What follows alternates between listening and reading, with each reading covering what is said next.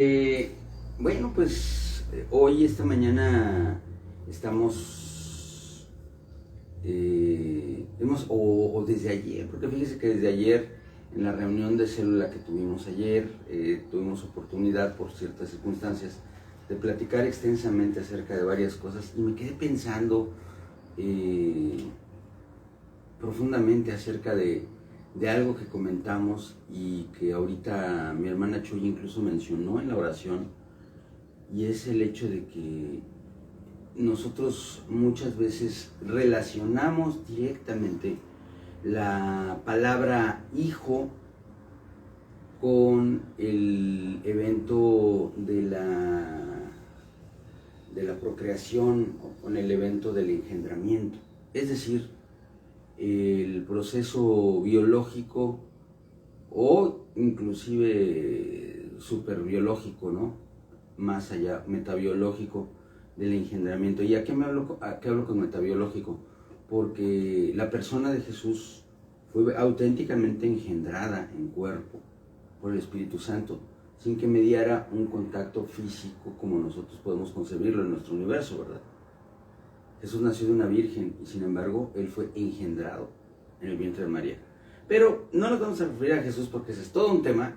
Quiero hablar de todos los otros, los que sí hemos sido engendrados, es decir, hemos sido generados a través de la unión física de un hombre y una mujer, y que eso, bueno, nos lleva primeramente a la idea básica de que los engendrados somos hijos.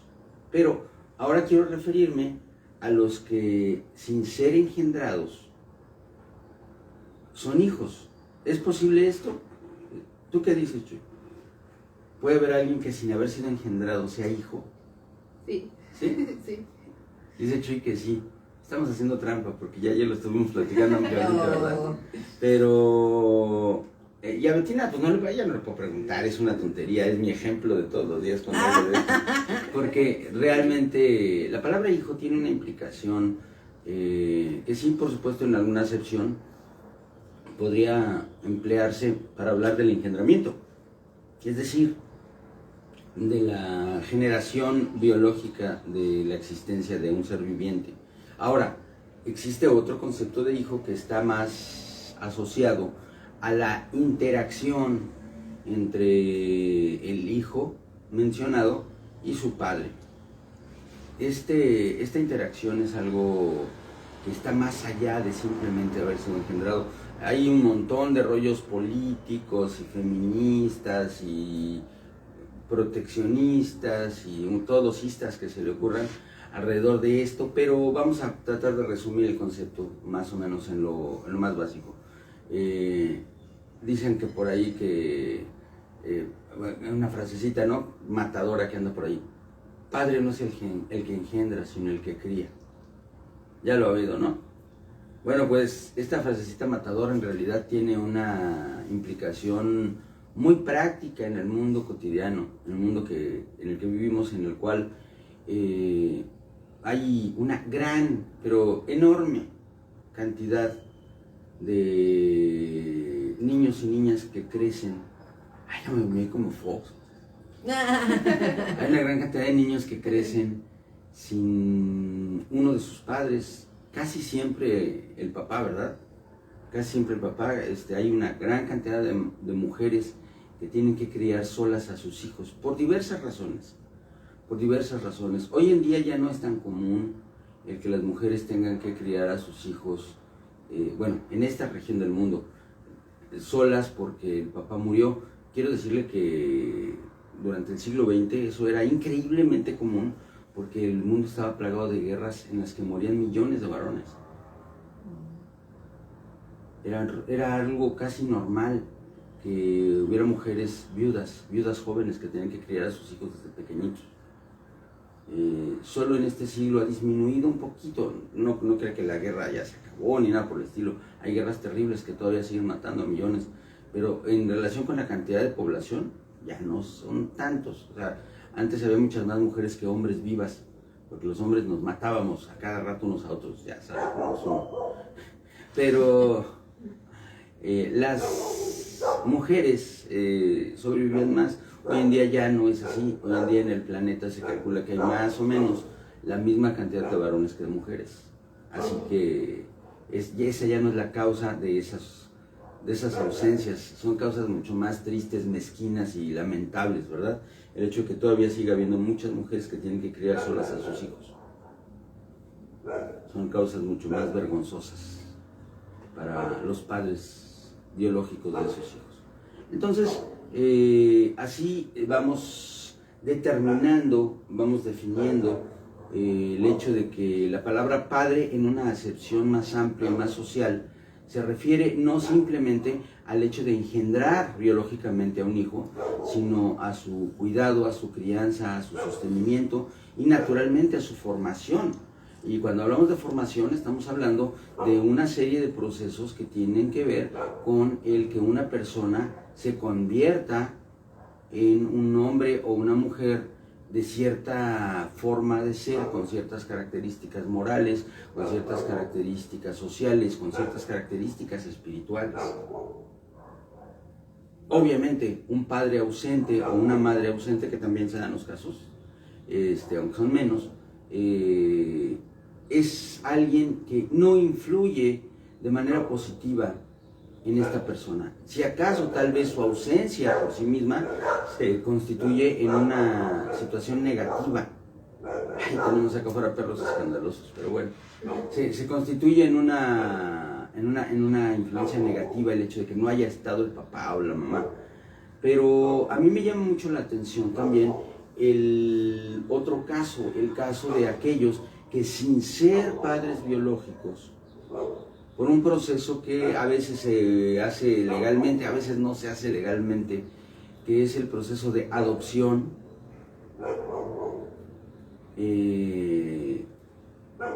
entran a la vida de una persona para tomar ese lugar, el lugar del padre que forma, que cría, que protege, que sostiene. Y en ese caso, entonces nosotros nos hallamos ante el concepto bíblico de padre. El concepto bíblico de padre es un concepto que no está relacionado específicamente con el engendramiento. Y le voy a decir por qué se lo digo. Porque el engendramiento como tal es señalado de forma radical en la Biblia en relación con el Padre Celestial. La Biblia nos habla a todos, miles de millones de seres humanos que hemos existido y existimos hoy en la tierra, desde el principio de la creación hasta nuestros días. Hoy vivos somos un poquito más de 8,000 millones y a lo largo de la historia el número es muy amplio, enorme. O sea, imagínense cuántos seres humanos han vivido.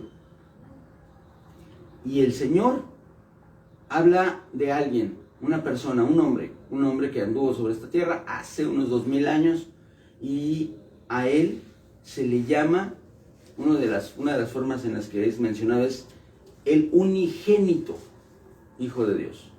¿Qué quiere decir la palabra unigénito? El único engendrado. Unigénito quiere decir eso, el único engendrado. El único que fue engendrado por el proceso o a través de un proceso semejante al que nosotros conocemos. Nosotros sabemos que el engendramiento en la especie humana es de tipo sexual. La unión de un hombre y una mujer dan lugar a una combinación de células de cierto tipo específico que de una forma maravillosa, con un mecanismo impresionante, acaban por convertirse en otro ser humano. La Biblia dice, los hijos de Dios, y habla de los que somos hijos, y nosotros, como en nuestras múltiples religiones decimos, es que somos hijos de Dios, y cada quien cree que se cree que es hijo de Dios por una u otra causas, ¿verdad?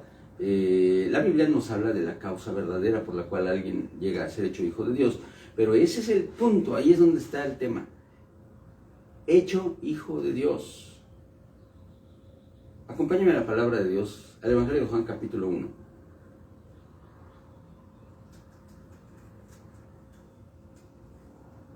Vamos al verso 12. En el verso 12 nosotros nos vamos a encontrar con una afirmación, de hecho el 12 y el 13 vamos a hallarnos con una afirmación que es la que gira alrededor de esto. Fíjese bien. Dice, mas a todos los que le recibieron, está hablando del Señor Jesucristo, ¿ok?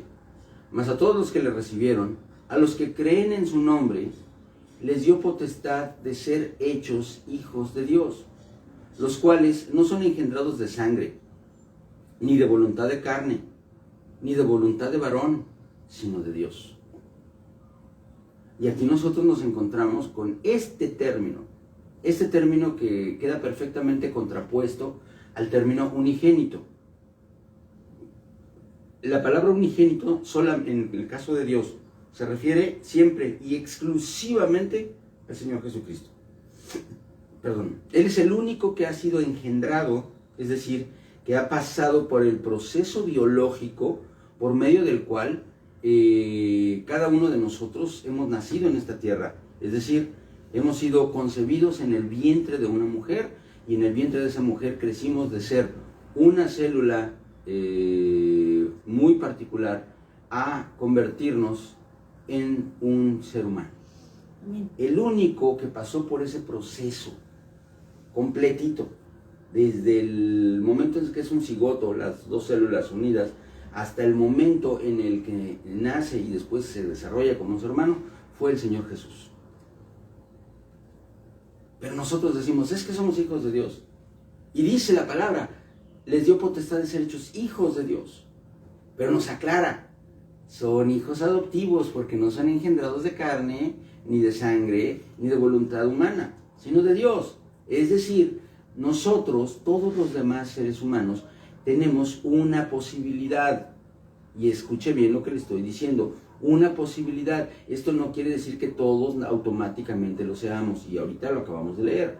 La posibilidad y la autoridad y la oportunidad de llegar a ser hechos hijos de Dios. Y entonces salta esta circunstancia.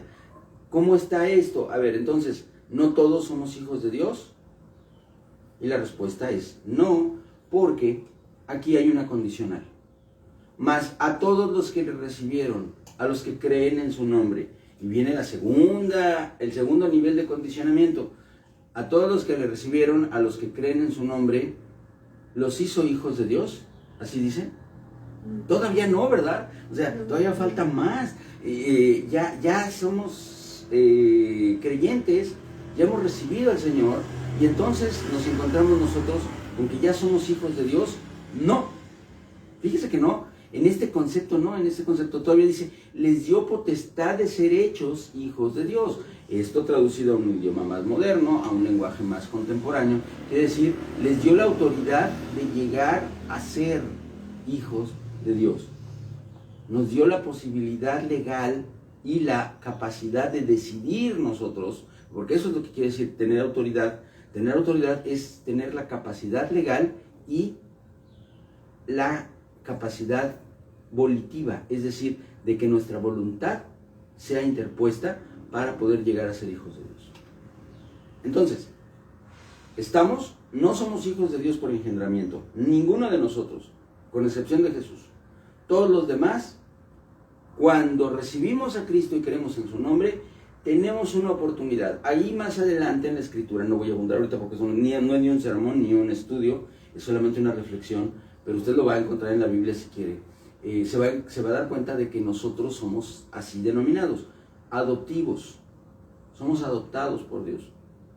Es decir, hay un proceso jurídico, hay un proceso legal mediante el cual nosotros recibimos esta denominación y este estatus legal, el estatus legal de ser hijos de Dios.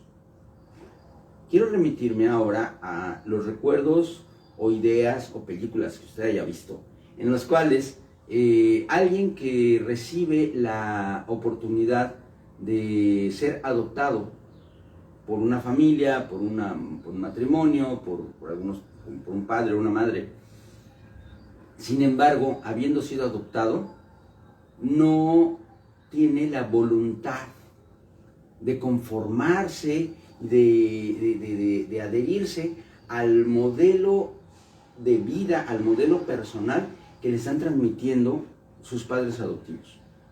Hijos que habiendo sido adoptados son rebeldes, no tienen ninguna clase de gratitud o ninguna clase de sentido de reciprocidad ante aquel hombre y mujer que le decidieron, o hombre o mujer, ¿no?, que decidieron adoptarle, decidieron arroparlo, decidieron recibirle en su hogar como hijo, pero es una batalla en contra de tales personas. Siempre, por supuesto, estoy hablando de buenos padres adoptivos que realmente tienen en su corazón el darle un hogar a los hijos, no adoptarlos para abusar de ninguna forma de ellos, ni para recibir la subvención que los gobiernos dan a los que adoptan hijos, sino que realmente tienen en su corazón el criarlos como hijos, pero hay hijos que no lo aceptan, hijos adoptivos que no aceptan esto y que se rebelan y que se ponen en contra y que cuando les dicen blanco ellos dicen negro.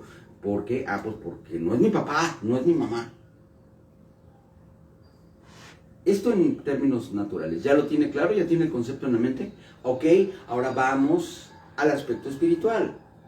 Nosotros estamos hundidos en un hoyo, en un agujero espantoso que está lleno de lodo, que está bien inclinado y que resbala derechito al infierno. Esa es la vida del hombre. Imagínese usted esto. De repente cae usted en un momento dado de su vida a ese agujero y la luz está arriba, pero ya no puede subirse porque está resbalosísimo. Y por más que le hace, que se empuja, que mete no puede. Se está resbalando y cada vez está más hondo, más hondo, más hondo, más hondo. Y lo que se ve allá al fondo es el lago de fuego y azufre que arde eternamente. Y ese es el destino. Y de repente llega alguien que te dice, dame la mano, te voy a ayudar, te voy a rescatar. Tú te caíste solo y además te mereces eso. Yo voy a pagar por eso y te voy a sacar. ¿Qué le dirías? Sí. Pues sí, pero por supuesto. Y esa es una actitud normal, perfectamente esperable y muy bonita de todos nosotros cuando hemos sido rescatados de la muerte eterna por la muerte de Cristo Jesús y al recibirle como nuestro Salvador. Ahora bien, puede haber dos actitudes cuando ya te sacaron del hoyo. Puede haber la actitud de que tú digas, muchas gracias, de verdad me siento profundamente agradecido. No tengo nada con qué pagarte, así que mi vida es tuya. Tú pagaste por mi vida, tú me rescataste, así que aquí estoy, dime qué hago, qué quieres que yo haga. Esa es una actitud. La otra actitud es, wow, ya estoy libre otra vez. Puedo seguir viviendo mi vida. Sale, bye, gracias. Y te vas por tu lado, ¿no? Ambas cosas pueden suceder de manera, y suceden de hecho de manera cotidiana, dentro del ámbito de lo que estamos hablando, la salvación recibida por Cristo Jesús. Es decir, habemos hombres y mujeres que recibimos, ya se me quedó eso de hombres y mujeres, niños y niñas. Habemos personas que recibimos la salvación de nuestro Señor y la liberación de nuestro Señor y la sanidad de nuestro Señor, pero no recibimos el señorío del Señor. No. Órale. El Evangelio es cuadrangular. El Evangelio de Jesucristo es cuadrangular. Tiene 4 ángulos. Y los 4 ángulos son igual de grandes, poderosos y gloriosos. Porque el Señor es Salvador. Él nos saca del hoyo y nos rescata de la muerte. El Señor es libertador, porque al habernos sacado de ahí, también nos despoja de las cadenas y de las ataduras que nos tenían incapacitados para poder rescatarnos a nosotros mismos. Nos era imposible. Él nos liberta. Es nuestro sanador, porque una vez que hemos sido libres, todas las cicatrices, las heridas y los desgarrones que tenemos por causa de esa desesperada lucha e infructuosa lucha por salvarnos a nosotros mismos, todo eso nos lo sana y nos deja otra vez listos para vivir. Pero el cuarto ángulo es el de que es el Señor. Sin embargo, nosotros, usted y yo, fuimos creados con una característica que es a imagen y semejanza de Dios. Somos personas, es decir, tenemos intelecto, voluntad y emociones. Por lo tanto, nosotros tenemos capacidad para decidir qué es lo que vamos a hacer. La salvación, la liberación y la sanidad que provienen del Señor son obras que provienen de lo alto. Él las hace. Amén. Él ejecuta sobre nosotros la salvación, la libertad, la liberación y la sanidad. Pero el señorío de Jesucristo sobre nuestra vida personal, sobre nuestra alma, sobre nuestro cuerpo y nuestro espíritu, es algo que el Señor, fiel a su propia palabra y fiel a su propia naturaleza inmutable, no fuerza, porque a nosotros nos creó con voluntad, porque Él quiere que los que le adoren en espíritu y en verdad, verdaderos adoradores, no títeres, ni tampoco seguidores de religiones, sino verdaderos adoradores. Y esto es algo que entra ya no en la voluntad de Dios, sino en la voluntad de nosotros, los que hemos sido rescatados. Y aquí es en donde aparece la esencia del verso 12 de Juan 1, porque dice, les dio potestad de ser hechos hijos de Dios. No dice, los hizo hijos de Dios, sino que les dio potestad. Es decir, a nosotros, una vez que hemos sido rescatados, nos dice, ya estás y ya tienes tú en tu mano una carta del registro divino que dice, eres adoptado por Dios. Ahora, ¿qué vas a hacer con eso?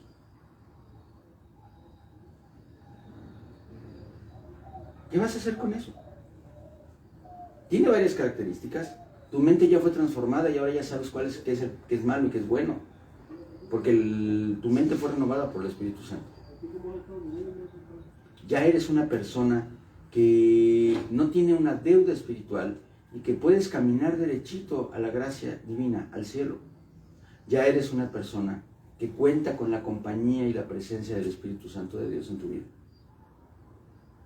¿Qué vas a hacer con eso? Yo en estos últimos años vuelvo a Romanos 12:2.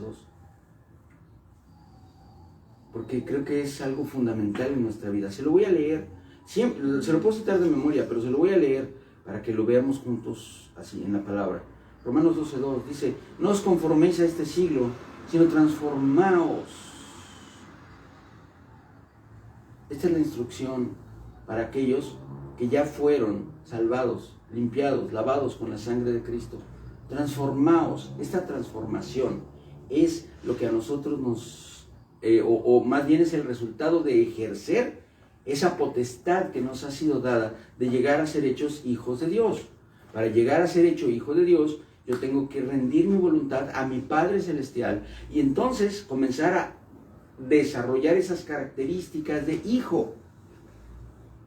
O sea, parecerme a mi papá, ser como mi papá, reflejar su identidad, su personalidad, su voluntad y esencialmente, porque esa es otra cosa muy bonita, tener la oportunidad de ver al hermano mayor, que es Jesucristo, y saber cómo tengo que actuar para ser un verdadero hijo. Porque aparte eso es lo más bonito, tenemos ese ejemplo, el ejemplo inefable, no se puede describir con palabras, de tener a un ejemplo perfecto que puedo seguir para saber cómo debo comportarme para llegar a ser hecho hijo de Dios. Amén. Porque transformarnos es un acto que debemos ejercer nosotros. Ayer todo esto surgió del comentario, ¿verdad, Chuy? De, bueno, ¿todos son hijos de Dios o qué? Y todo el mundo dijo, no, bueno, sí, no, ok, sí, no todos somos hijos de Dios. Somos criaturas de Dios, todos somos criaturas de Dios, creados por Dios. Pero la palabra hijo, como le dije ahorita, implica no solamente la existencia o el engendramiento, sino también la identidad que representa ser hijo. ¿Y tú eres hija de Dios? Amén. ¿Seguras? Sí. ¿Seguras? Intentamos. No, señoritas, es un acto de voluntad. Si ustedes deciden ser hijas de Dios, son hijas de Dios. Pero es una decisión. Si tú dices sí, es sí. Obviamente eso no es nada más que lo digas, ¿verdad? Quiere decir, voy todos los días a procurar ser como mi papá. Voy todos los días a tratar de aprender cómo ser. Y tengo un hermano mayor, mi Salvador y Señor, Jesucristo, que me da ejemplo y que me dijo cómo debo comportarme para ser hija o hijo de Dios. ¿No? Amén. Entonces entendamos esto. El ahijamiento, desde el punto de vista jurídico, ocurre en el momento de la salvación. Sin embargo, desde el punto de vista de nuestra identidad, el ahijamiento es un proceso voluntario, un proceso que nosotros ejercemos día tras día al decidir caminar con Cristo. Hola, ma, buenos días. Es que es raro que mi mamá se conecte. No, no es raro. Sí, pero... sí es raro que se conecte ella. Normalmente se conectan a través de la cuenta de Mari. Pero, entonces, hablando, pues, la menciono, no crea usted que me brinque a todos los demás, sino más la saludo ella porque es mi mamá, aunque sí es mi mamá. Pero es precisamente lo que yo le digo. O sea, yo soy hijo de mi mamá, me siento feliz, me siento bendecido, me siento orgulloso de ser hijo de mi mamá. Y en muchas cosas soy como ella. Y en muchas cosas actúo como ella, pero podría yo elegir lo contrario. Es un acto de mi voluntad. Así pues, esta palabra de Romanos 12:2, que es una orden, escuche bien el tono, es imperativo. Esto no es una sugerencia ni tampoco es una declaración neutra, es un imperativo. No os conforméis a este siglo, sino transformaos. Traducido a una forma más moderna de los verbos, no te conformes a esta época, sino transfórmate por medio de la renovación de tu entendimiento, para que compruebes cuál sea la buena voluntad de Dios, agradable y perfecta. Así, la potestad, la autoridad, la capacidad legal para llegar a ser hechos hijos de Dios, ya la tenemos. Ya tenemos en la mano un acta del registro civil del cielo que dice, tú eres legalmente un hijo de Dios. Ahora, ¿cómo vives? ¿Vives como hijo? Esa es tu voluntad. Ese es tu criterio. Tú decides. Piénsalo, medítalo. Y camina hoy diciendo, soy un hijo de Dios. Así, al ritmo de tus pasos. Soy un hijo de Dios, soy una hija de Dios y me voy a portar como mi papá. Así. Vive todos los días así y vas a transformar todo lo que te rodea y vas a hacer luz en medio de las tinieblas. Amén.